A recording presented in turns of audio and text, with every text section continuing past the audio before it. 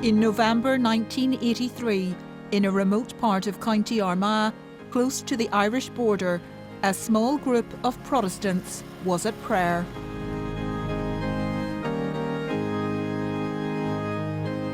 What you're about to hear is an actual recording of that night.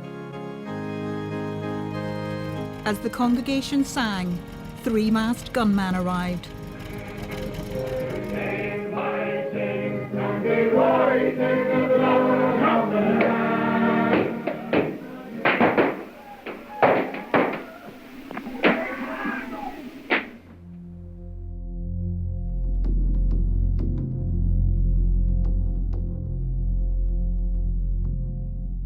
The gunman killed 3 worshippers and wounded 7 others at the Mountain Lodge Pentecostal Church in Darkley.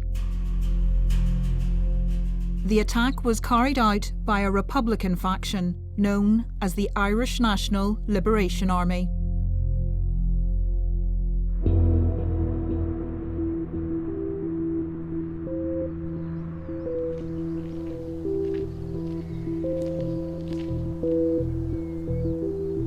The shooting at Darkley was just one of a number of horrific sectarian attacks committed by both Loyalists and Republicans throughout the Troubles.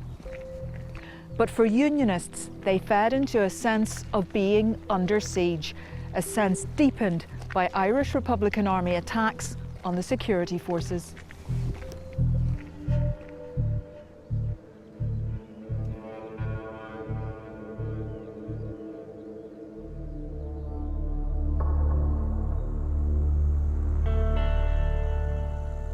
The IRA said they were fighting the forces of the British Crown, but for the largely Protestant Unionist community, their campaign frequently felt sectarian, because the IRA's targets in the security forces were their family, friends and neighbours.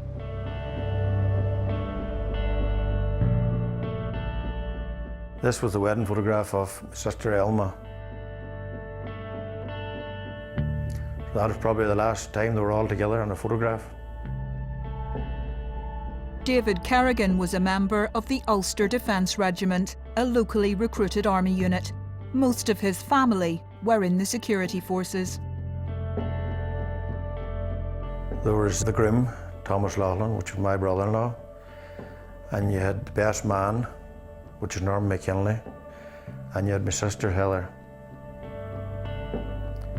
We were all so happy in that photograph, like good people.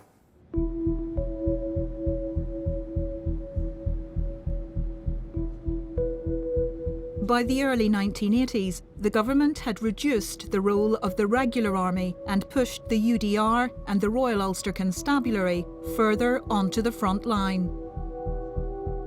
That meant fewer soldiers from the regular army died, but local police and the UDR were more exposed to attack. Less than a year after his wedding, groom Thomas Laughlin, a part-time member of the UDR, was killed by a bomb under his work van.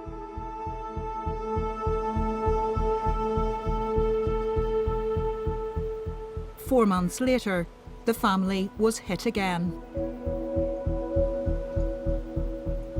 We went out on a 8-man patrol, 4 on 4. I was in charge of the whole patrol.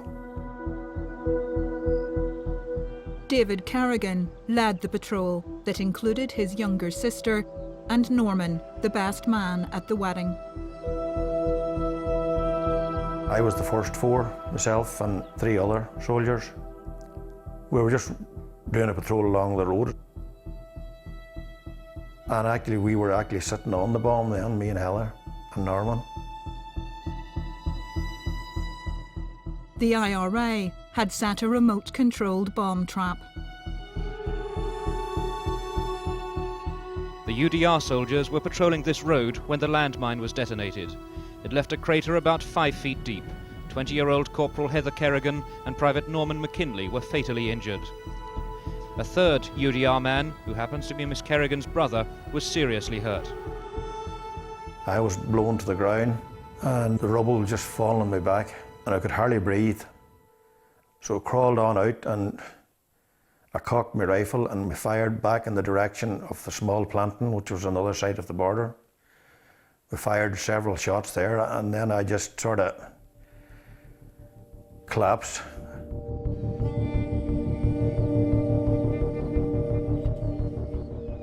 David Kerrigan suffered back injuries and a collapsed lung.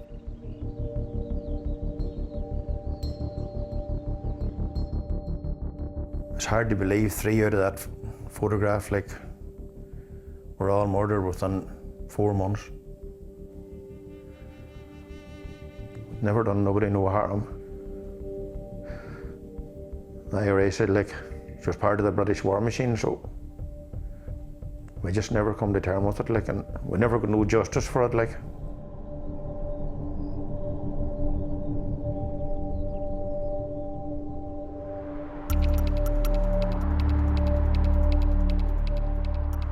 By 1985, the Unionists' deeply ingrained sense of being under siege was growing. The RUC suffered its worst loss of the Troubles in a mortar attack on Newry. The remains of a temporary police canteen after the IRA have struck. At 6:30 last night, 9 police officers were relaxing over their evening meal. Now they are dead, and at least 2 of them were Catholics. Some Unionists, angered at Britain's failure to contain the IRA, began to speak openly of insurrection. Among them, the Reverend Ivan Foster. Once the Ulster Protestant feels that he is morally justified in fighting, then he will fight. And there's certainly not an army in Great Britain or a police force that will be able to stand against the weight of united Protestant resistance to the sellout to our heritage. There was a sudden realization, look, we're losing ground here at a rapid rate. We are not being guarded. IRA attacks are not being stopped as they should be and could be and were by our fathers in former days. Ladies and gentlemen, the Prime Minister. At the end of 1985, Prime Minister Margaret Thatcher signed the Anglo-Irish Agreement. It committed the Republic of Ireland to help more in the fight against the IRA.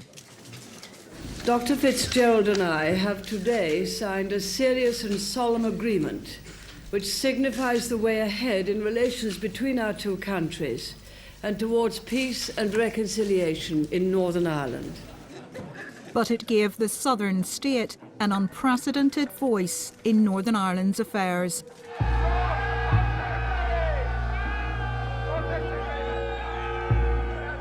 Many Unionists considered it the ultimate betrayal. Oh God, defeat all our enemies. We call upon thee.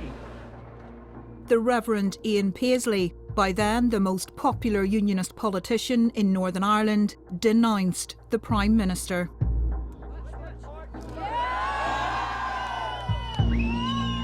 We hand this woman, Margaret Thatcher, over to the devil, that she might learn not to blaspheme.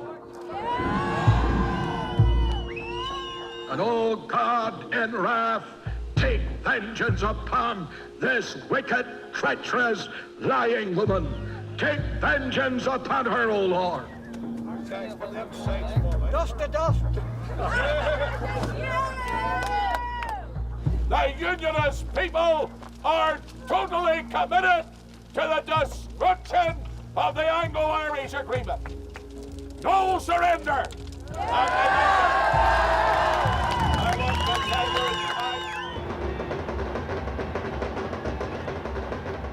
A storm was building.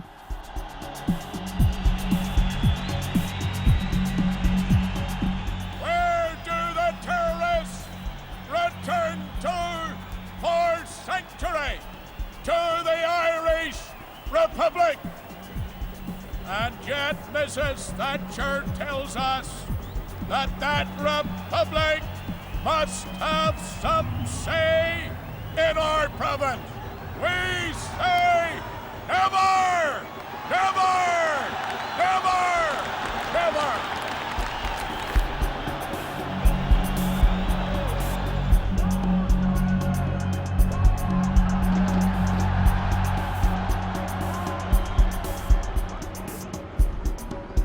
The Republicans are advancing. London's giving in. And it just made every loyalist say, what is happening here? And saying, we've had enough, we're not going to allow this. Unionists had a long history of resisting British governments. At the beginning of the 20th century, Unionist leader Edward Carson rallied an army of Protestants against Dublin rule. Ian Paisley threatened the same. Let's not bluff ourselves. We're on the verge of civil war in Northern Ireland. That's what we're on the verge of. It is the preparation of people to be ready for the worst. Will you organise? And I can see I will be leading it. I'm not abdicating my responsibility. Dr. Paisley, I think people who listen to when you report this press conference and watch on television tonight will feel you are preaching sedition. Well, that's what they said about Lord Carson, and I'm quite happy to accept the charge.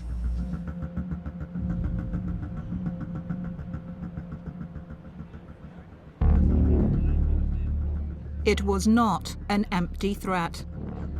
In November 1986, Northern Ireland saw the birth of a new paramilitary-style group.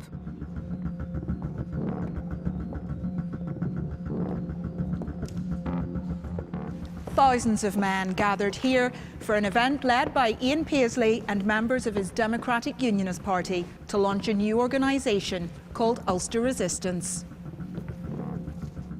Dr. Paisley made no secret of the fact that he was linked to the Ulster Resistance. So I'm not giving away any secrets when I say it was basically a DUP sponsored, parented movement.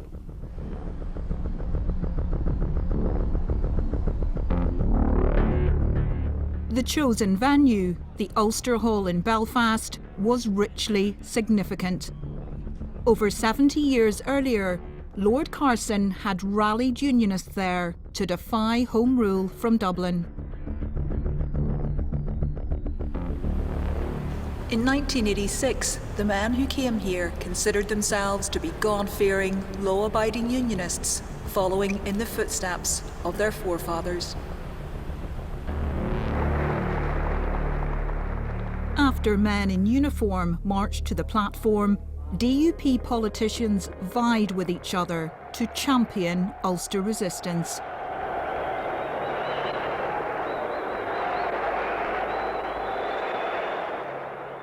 The Lord Mayor of Belfast, Sammy Wilson, opened the meeting. No one is to use either a camera or a tape recorder during the service this evening, and I would ask you to keep vigilant so that that rule is not broken. And we are here this evening to mobilise and to pledge yourselves to prepare to withstand the force which is going to be used against us. The rally also heard from DUP Deputy Leader Peter Robinson.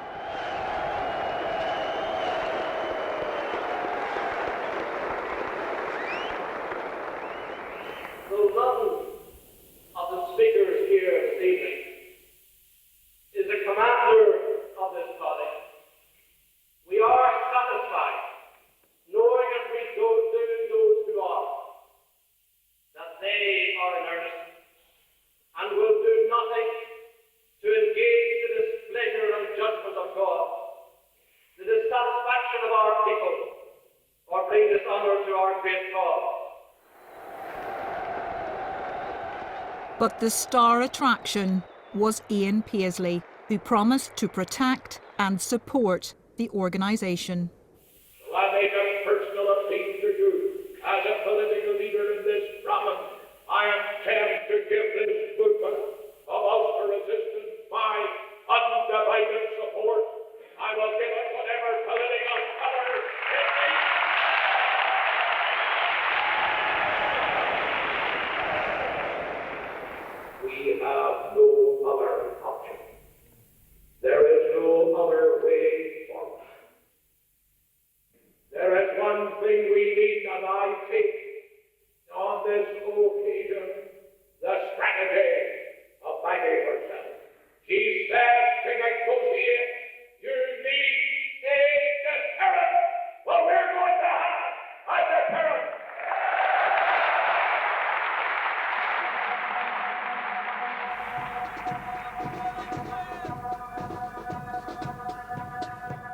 Rallies took place across Northern Ireland.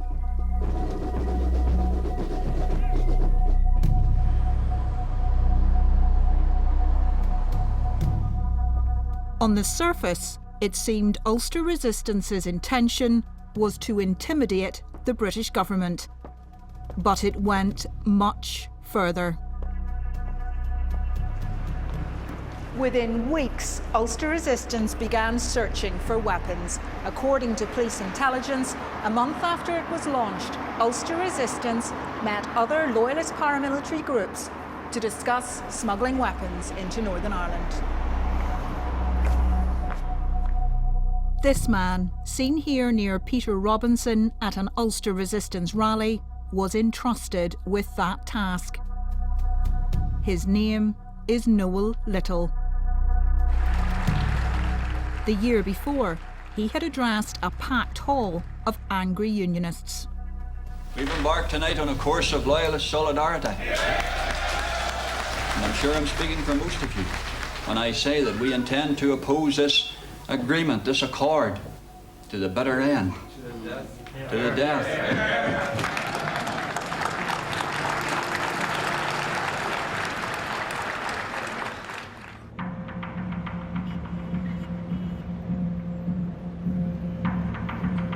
In early 1987, Noel Little travelled to Geneva and Paris to meet a representative of a South African arms company named Douglas Bernhardt.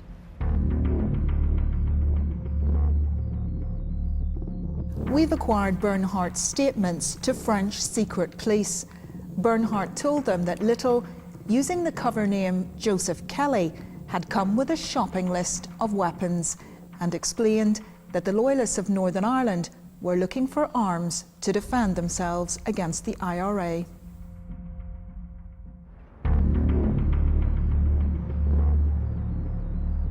According to Bernhardt, Noel Little paid $120,000 for a shipment that was smuggled into Northern Ireland at the end of 1987. The arms were split 3 ways between Ulster Resistance, the Ulster Defence Association and the Ulster Volunteer Force.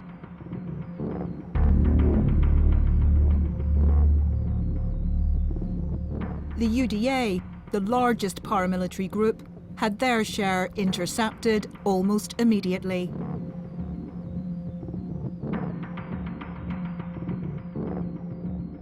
The UVF, the oldest loyalist group, lost most of their share a short time later. But automatic rifles, rocket launchers, grenades and thousands of rounds of ammunition belonging to Ulster Resistance were not captured.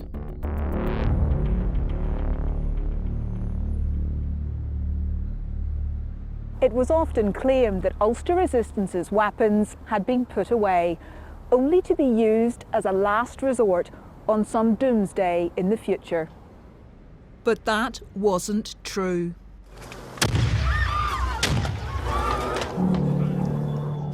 Just 2 months later, the UDA sent gunman Michael Stone to attack an IRA funeral in an apparent attempt to kill Gerry Adams, the leader of the Republican movement. People, please stay where they are, please. Can we have quiet, please? 3 people were killed and 50 injured. The attack was significant, not just because a funeral was targeted, but because it was one of the first times the South African weapons had been used.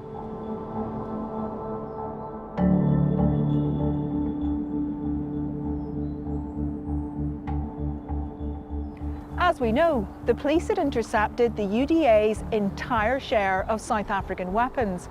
So where did Michael Stone get his? We have learned that a gun and grenades used in the Milltown attack were supplied by Ulster Resistance. Stone had collected them from a farm in County Londonderry days earlier.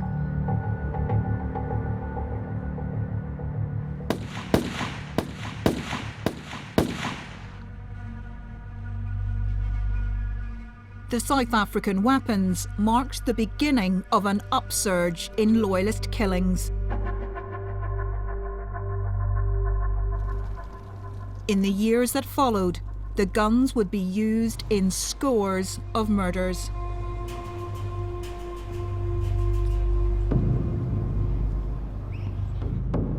Including the massacre of 8 people at the Rising Sun Bar near Greysteel. Eyewitnesses said one of the killers kept firing till his gun was empty, reloaded, then started firing again. And the murder of 6 men watching the 1994 World Cup at this bar in Loughin Island. Most of the dead were shot in the back. Automatic rifles cut down one person after another. There was pandemonium. Many of these atrocities were carried out by the UDA, a loyalist group that claimed thousands of members. At the time the weapons arrived, Johnny Adair was a junior member of its murder gang, the Ulster Freedom Fighters. How significant was that shipment of weapons? A godsend. Our organisation did not have an assault rifle. And it wasn't until these weapons, this shipment came in, that the UDA, UFF then took control of assault rifles.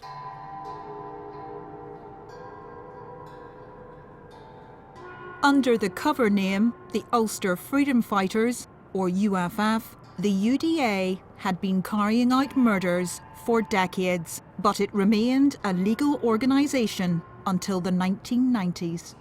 Joining UDA back then was just like joining the Boy Scouts then. Not only was the UDA legal, it was deeply penetrated at its highest levels by British intelligence. This man, Brian Nelson, pictured here on holiday with his family, was in charge of identifying the UDA's targets.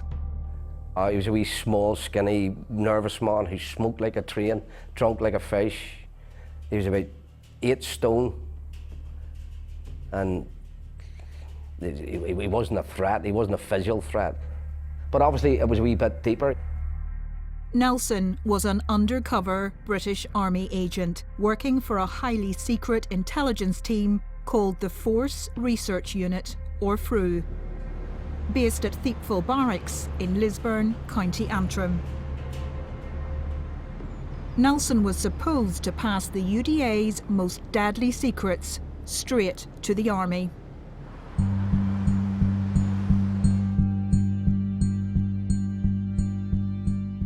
A former soldier himself, he was recruited by the army as an agent a few years after going to prison for torturing and trying to kill a partially sighted Catholic man.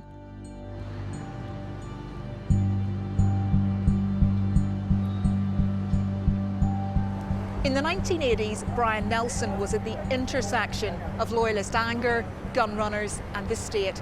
It was Nelson who first went looking for weapons in South Africa.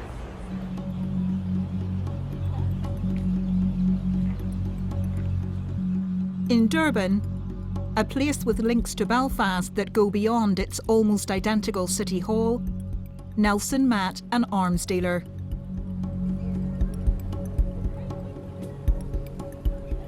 Not only did the army know about his trip, they encouraged it. This is one of the hotels Nelson said he stayed in while in downtown Durban. And like his airline tickets, it was paid for by the military.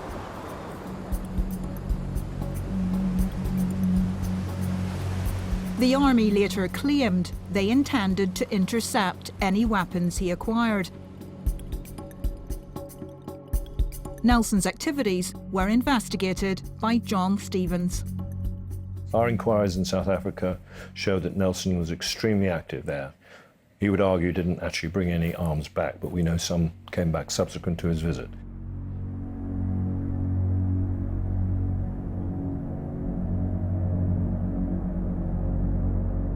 By the time weapons arrived 2 years later, the British Army agent Brian Nelson had become the UDA's head of intelligence. But it's far from clear that the army agent was actually catching killers. And I was part of it, worked on that intelligence, and to date, I have never been arrested for anything that I have worked with or under Brian Nelson, not one thing.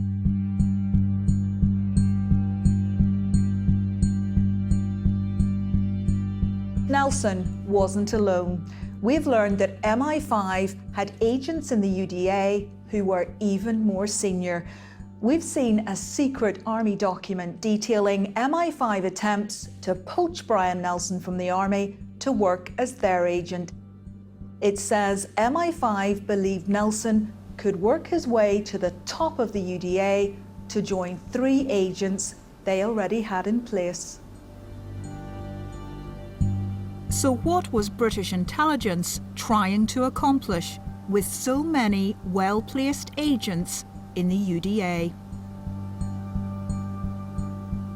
The official line from the security forces is that Nelson and the other agents were there to undermine the UDA's murderous campaign.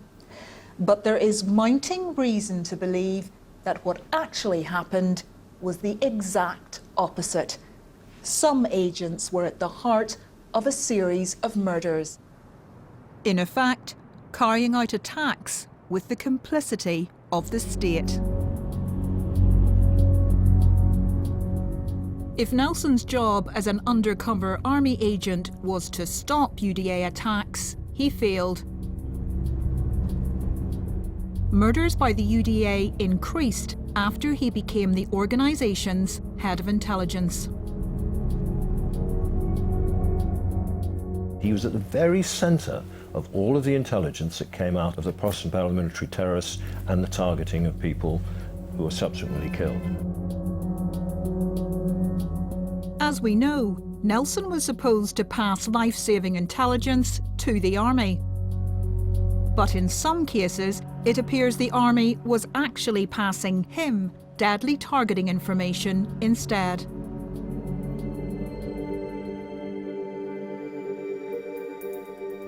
In May 1988, UDA gunman shot dead father of 2, Terence McDaid, while he was watching television at home.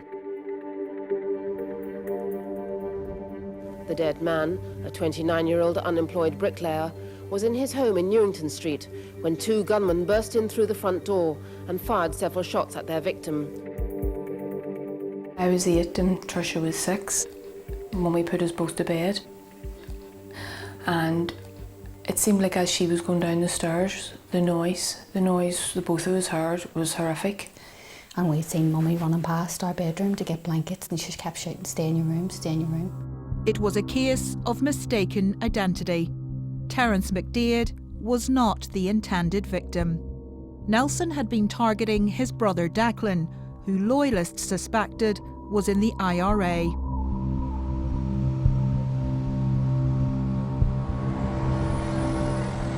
Nelson had told the army on 5 occasions who the UDA planned to kill. The army told Police Special Branch, but nothing was done.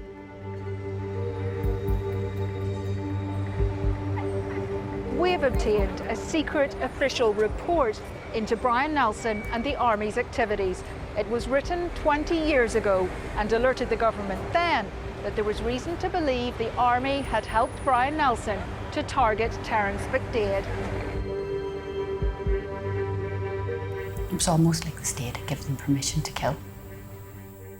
That's exactly what it is. No control. That wasn't trained army men or came into my house. That was hooligans who believed that they had the right to kill. And they didn't.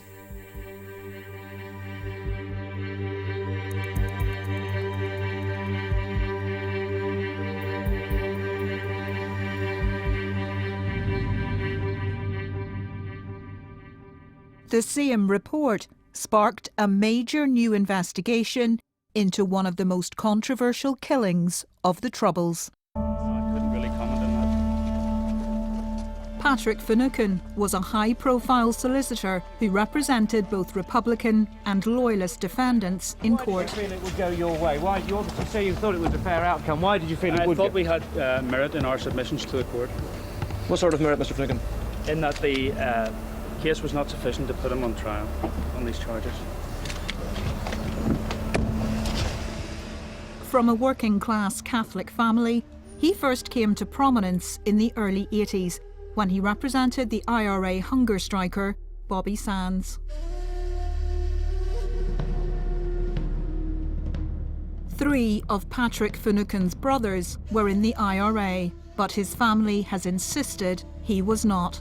However, his work with high-profile IRA clients marked him out as a thorn in the side of the security forces.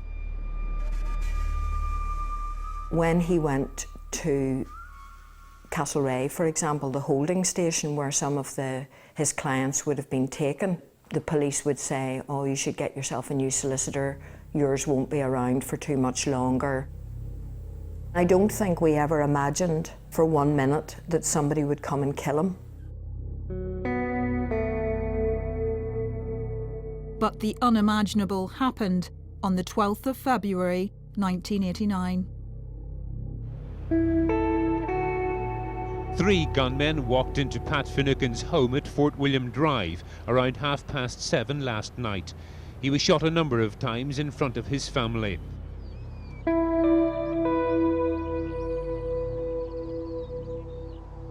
Alan Simpson was the senior detective investigating the murder.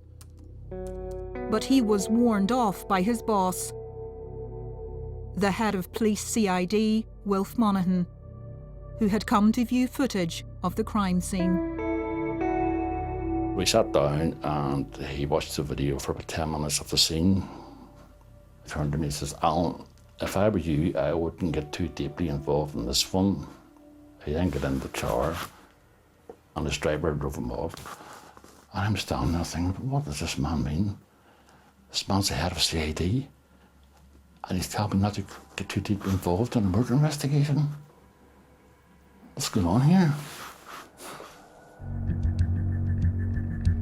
Police Special Branch knew the names of the killers within 4 days, but this does not appear to have been passed on to Alan Simpson, nor was the fact that state agents were involved. It was Brian Nelson who had handed the killers this photograph that identified Patrick Finucane.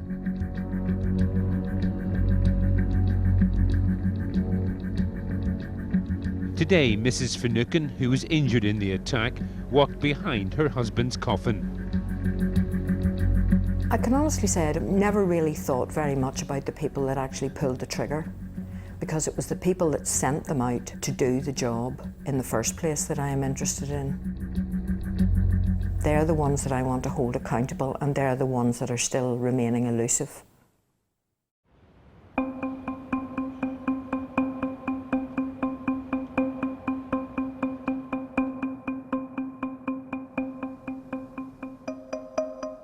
Brian Nelson and the state's role in helping the UDA identify targets was a secret. But that was about to change. The UDA couldn't help boasting about their supply of information. There was always a hint from the loyalists you met that, yes, we're getting good information. Chris Moore was a security correspondent for the BBC at the time. You would go and challenge them about the murder of a Catholic person, and they would say, oh no, you just think that's an innocent person, but we know from intelligence, we know that they're bad guys.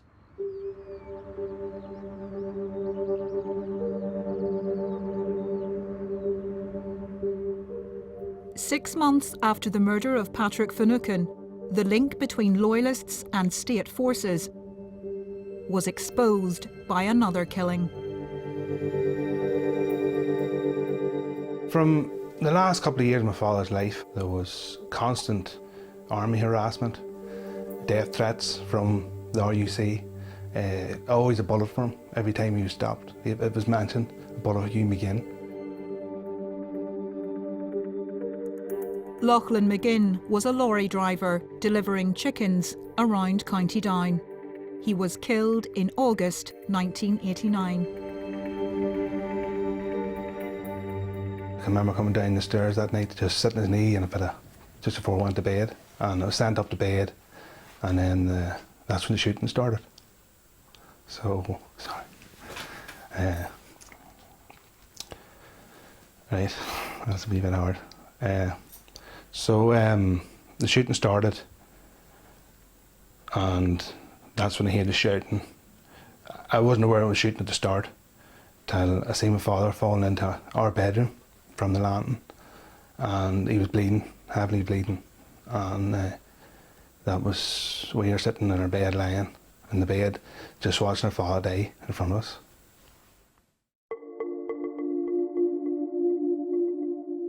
Loyalists claimed Lachlan McGinn was a member of the IRA, which his family denied.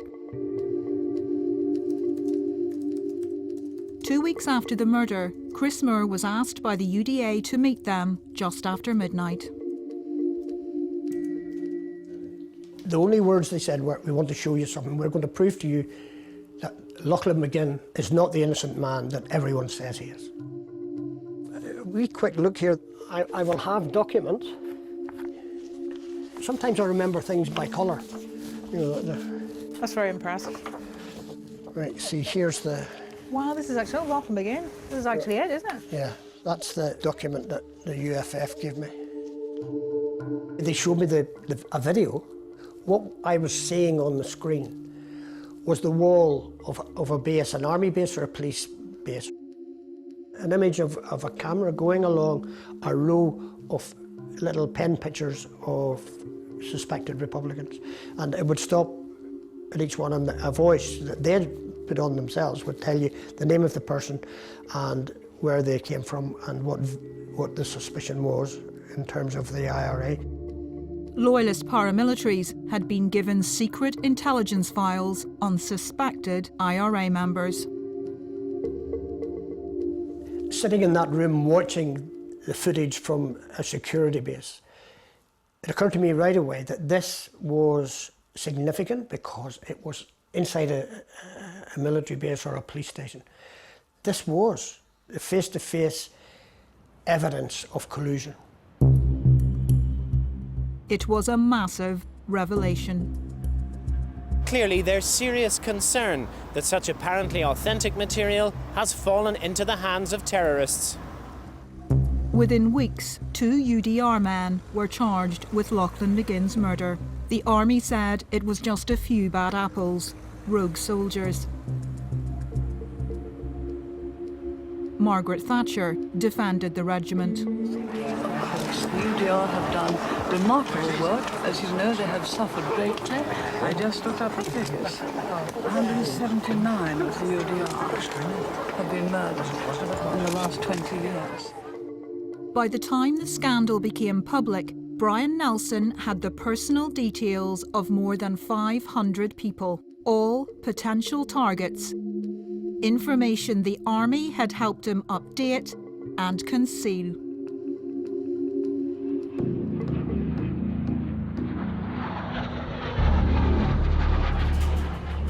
John Stevens was the man called in to investigate the leaks. He would later rise to be Britain's most senior policeman. Stevens would ultimately conduct 3 inquiries in Northern Ireland, spanning almost 15 years. He says he was immediately alerted to the high stakes of his inquiry. The warning came from Assistant Chief Constable Wilf Monaghan. The same man who had previously expressed concerns about the Patrick Finucane murder. And he actually gave me a warning, and he said that we mustn't put our headquarters in Lisbon, Army headquarters. That was the wrong thing to do. And I asked him why. He said, well, because they'll fire you down. John, you need to understand, he said to me, the implications of all of this and what you're up against. I was pretty shocked at what he said, but as subsequent events turned out, he was absolutely right to warn us.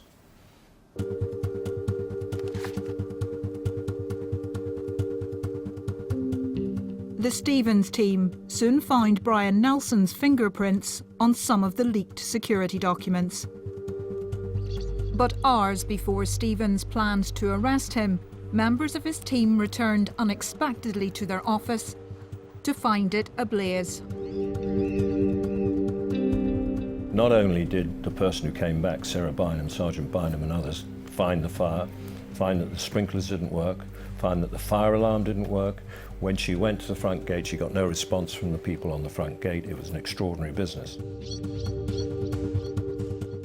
That night was the first time Stevens and his team heard of the Army's Force Research Unit. I was standing in my office, which was smouldering, trying to pull together and get my mind together whether we were going to carry on and arrest Nelson that morning. And Wilfie Monaghan turned up, said to me, "Have you heard of the Frew?" I said, "I haven't, don't know what the Frew is." And he said, "Well, I suspect the Frew have done this to you." The cause of the fire has never been proven, but it wasn't the only obstacle Stevens faced. Despite the existence of Brian Nelson, the Army had already tried to tell the team that the Army simply didn't run any agents in Northern Ireland. The Army came along and specifically said, "We do not run informants and have no informants." That was a barefaced lie. It was a lie and it was obstruction of justice, absolutely.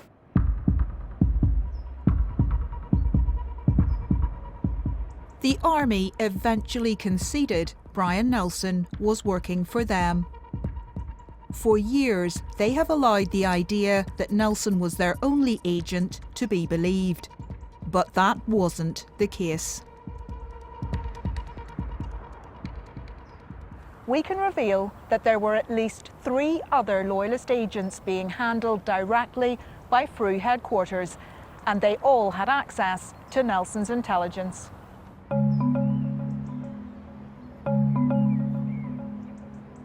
One agent used this graveyard at Lisburn, outside Belfast, to store the targeting information.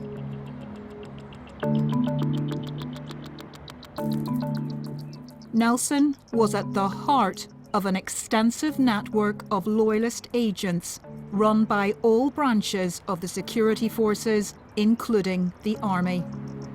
We arrested about 210 people. Out of 210 people, only 2 were not touts, as they're referred to. So some of them were working for MI5, some were working for Special Branch, and some were working for the Frew. That's right.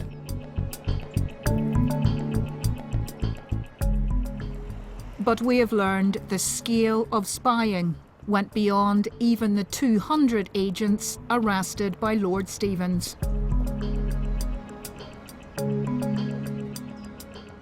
We understand the Army was running around 500 agents, most of them Republicans, by the final years of the Troubles. Sir John Chilcott was the most senior civil servant in the Northern Ireland office by the time Brian Nelson was put on trial. The Nelson case and all that went before had a profound effect. I think that the central focus of the problem was actually the Army and its intelligence gathering. It was of necessity done on a very large scale. It really was the scale of, and I nearly said the forwardness of Army intelligence gathering that led them to recruit more people on a considerable scale, reward them with money on a larger scale than it was common police practice to do.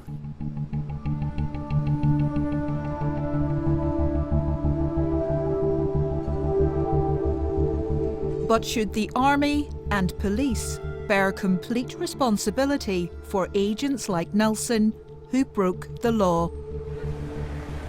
Secret documents we have seen show that Frew's activities were being overseen by MI5, the guardians of national security. Not only did MI5 run their own agents in the UDA's leadership, they were supervising the Army's agents as well. Last Saturday, 42-year-old Brian Nelson appeared at a Belfast court charged with having documents containing details of IRA suspects. Brian Nelson was jailed for 10 years for multiple terrorist offences. But charges of murdering Terence McDaid and another man were dropped. FRU's commander, Colonel Gordon Kerr, said at the trial that Nelson had produced potentially life-saving information on hundreds of people. But did he save lives? He may well have saved 1 or 2 lives, but the bottom line is, if you're giving the type of intelligence he gave, which came from the army, some of it, from intelligence observation posts and others, and numbers of cars, index cars, and putting those packages together for people to go out and kill people, that's not saving lives, is it? Can't be, is it? It's actually conspiring to commit murder. The army insists Nelson's intelligence was passed to the RUC. The evidence shows the security forces acted on the information to protect people in only a handful of cases, including a police informant, an IRA quartermaster, and Gerry Adams, the most significant figure in the Republican movement.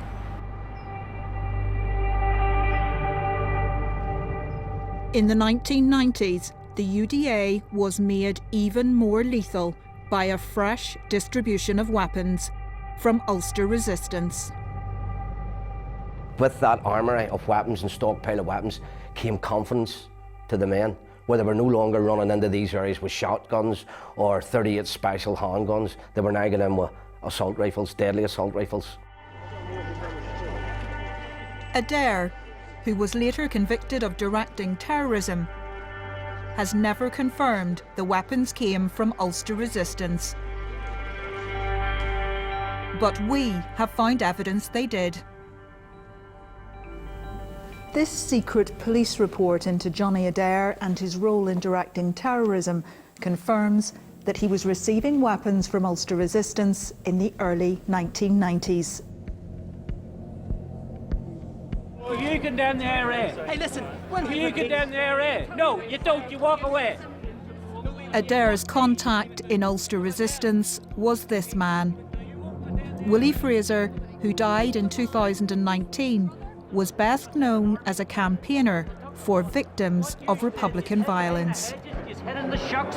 You shot the men coming out carrying their lunch boxes. But he had become involved with radical loyalists after his father and 4 other relatives were murdered by the IRA. I'm willing to lay my life down the line. If it helps, if it solves it, I'd go out there and lay my life down the line, no problem. Over the past 2 years, I spoke to Willie Fraser many times about his role in distributing weapons to loyalist paramilitaries across Northern Ireland. Martin, Gerry, and all the rest of them will never take this country from us. Hear, hear! He believed Ulster Resistance had taken the war to the IRA. Multiple sources have confirmed he was Ulster Resistance's key distributor of automatic rifles and rocket launchers. The South African guns, imported by Ulster Resistance, were used to kill at least 70 people. In the end, the DUP did not supply Ulster Resistance with the political cover that Ian Paisley had once promised. By the time the group was publicly associated with guns, the DUP leadership backed away. I didn't set up the Ulster Resistance. That is untrue. The Ulster Resistance was set up by the leadership of Ulster Resistance. But you associated yourself with it. What I said, just a minute or two, I'm not denying that. Don't get excited, my friend. I'm not denying that. I'm saying I promised that I would give them political cover.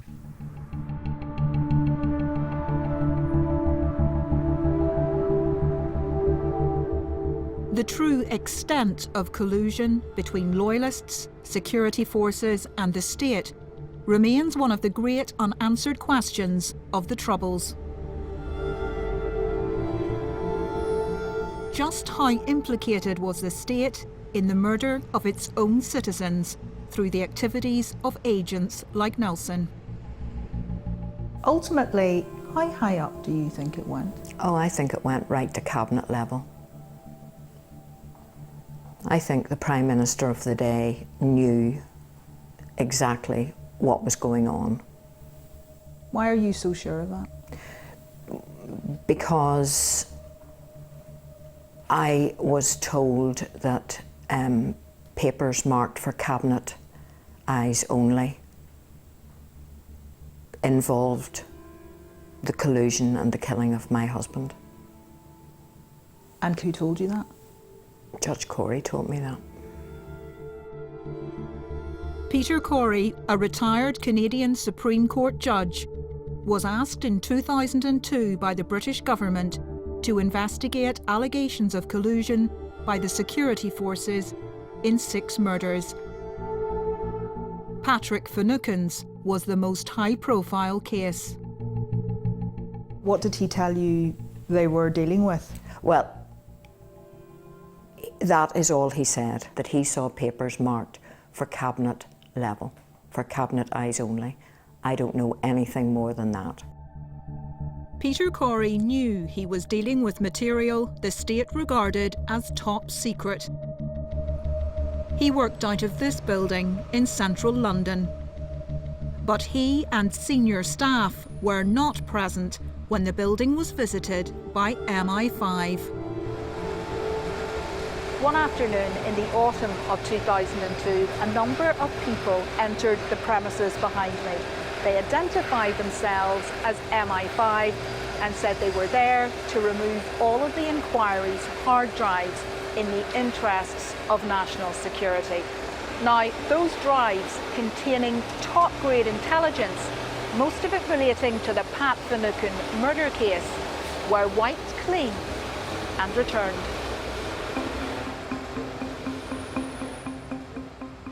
When Justice Corey found out, he complained to John Stevens, by then Metropolitan Police Commissioner.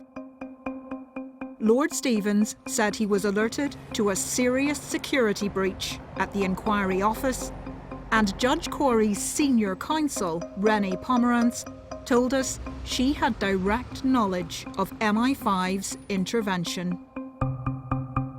Justice Pomerantz, now a Superior Court judge in Canada, said, "I can confirm that the incident occurred just as you have described it."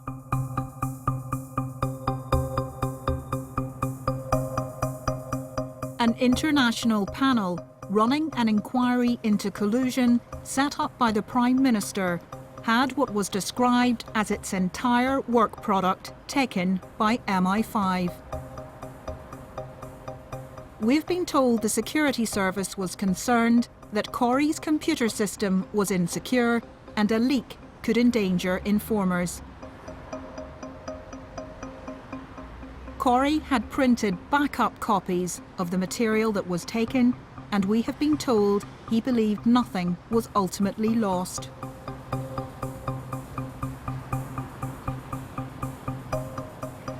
Justice Corey was too ill to speak to us, but Lord Stevens told us the judge decided not to pursue an official investigation to prevent what might have become an international diplomatic incident. In the end, the judge recommended a public inquiry into Patrick Finucane's murder. It has still not taken place. It started off many years ago by saying, oh, it was just a few rotten apples in a barrel. We've moved long past that. The Supreme Court in London said that none of the investigations to date have been satisfactory or what is required. So there's still something there that needs to be exposed.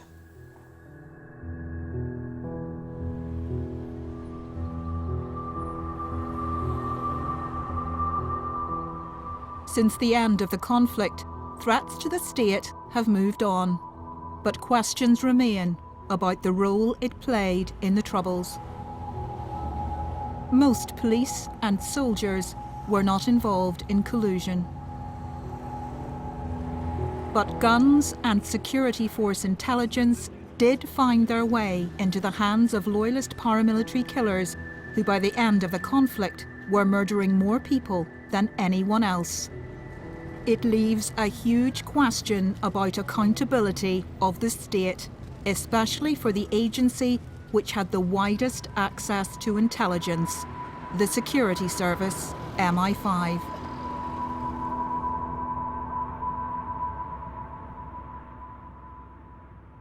As to what happened to some of the people in this programme, Ian Paisley went on to be First Minister for Northern Ireland in 2007. Peter Robinson became First Minister a year later and stepped down in 2016. Sammy Wilson is a DUP Member of Parliament for East Antrim. Noel Little was caught by the French authorities trying to sell British military secrets to South Africa in exchange for weapons. He has never been convicted of any offence in the UK and denies smuggling arms for Ulster Resistance. Today he lives quietly outside Belfast, occasionally campaigning for his daughter, the DUP Member of Parliament for South Belfast. Willie Fraser of Ulster Resistance died in 2019. At his funeral, he was described as a fearless advocate for victims of Republican violence. Brian Nelson was given a new identity and relocated with his family to Wales. He died in 2003 from lung cancer. Colonel Gordon Kerr was promoted to Brigadier. He is retired from the Army. Patrick Finucane's wife continues to campaign for a public inquiry into her husband's death. Their son John was recently appointed Sinn Féin Lord Mayor of Belfast.